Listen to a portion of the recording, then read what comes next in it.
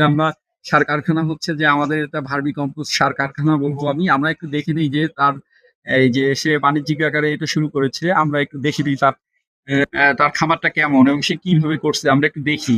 হ্যাঁ, আসেন। হ্যাঁ, আসেন। একটু এদিকে আসেন। হ্যাঁ, এদিকে চলে আসেন। তো এখানে একটু দেখেন যে এই যে কিন্তু এইটা করছে একদম গোবর দিয়ে এটা ভার্মি কম্পোস্ট তৈরি করে তার জন্য একটা প্রস্তুত করে দিয়েছে।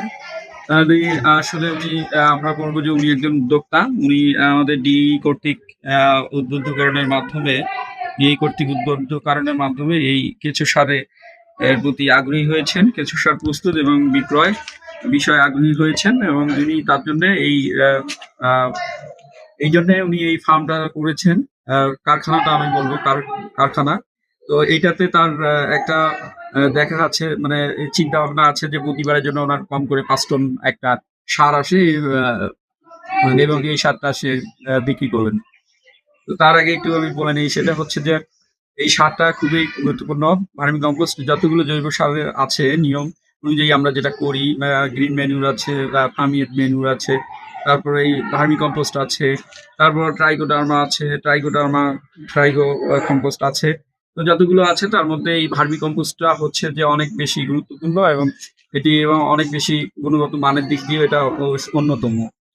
এটার কারণ হচ্ছে এটা কেঁচো সার দিয়ে পচানো হয় এবং এখানে সব ধরনের আমরা পুষ্টি উপাদান পেয়ে থাকি একদম আপনার নাইট্রোজেন, ফসফরাস, পটাশিয়াম, ক্যালসিয়াম, আ ম্যাগনেসিয়াম, আপনার জিংক সব পুষ্টি উপাদান আমরা এখানে পেয়ে থাকি। বাড়তি হিসেবে আমরা পাচ্ছি যে কেঁচো সারের অ্যা ইয়াতে হয় কি এটাতে হরমোন গুলো থেকে যায়। অক্সিন, তারপর জিবরেলিন, সাইটোকাইনিন এই হরমোন গুলো থাকে এবং এটা গাছের গ্রোথের জন্য এবং উৎপাদন বৃদ্ধির জন্য খুবই আ প্রয়োজন। তো এটাও সে প্রকৃতি থেকে পেয়ে যায়। তো আমরা সবাই চেষ্টা করব, আমি কৃষককে বলব যে সবাই আপনারা জৈব সার ব্যবহার করেন। জৈব সার ছাড়া কিন্তু আপনার মানে আ কৃষিটা করা সম্ভব না। জৈব সার লাগবে। কারণ আপনি যদি জৈব সার ছাড়া কৃষি করতে চান তাহলে আপনার প্রোডাক্টিভিটি কমে যাবে। উৎপাদন খরচ বেড়ে যাবে, উৎপাদন কম হবে। তো এইজন্য আমাদের কিন্তু কোনো উপায় নেই। আমাদের কিন্তু জৈব মানে আপনার জমিতে, মাটিতে অবশ্যই আমাদের জৈব পদার্থ এড করতেই হবে। তো সেক্ষেত্রে আমি বলব যে আপনারা জৈব সার এই যে এইটা যে আছে ভার্মি কম্পোস্ট আপনারা আপনার জমিতে দেন তাহলে হবে কি জমির স্বাস্থ্য ভালো হবে, জমি উর্বর হবে। জমির ভিতরে জমিতে যে আমাদের মাইক্রো আ মানে অণুজীবগুলো আছে সেটার অ্যাক্টিভিটি বেড়ে যাবে এবং মাটির pH উন্নত হবে। সব মিলায়ে মাটির স্বাস্থ্য ভালো হবে এবং গাছ এখান থেকে ভালো পুষ্টি উপাদান নিয়ে স্বাস্থ্যবান হবে এবং এর গাছের গ্রোথ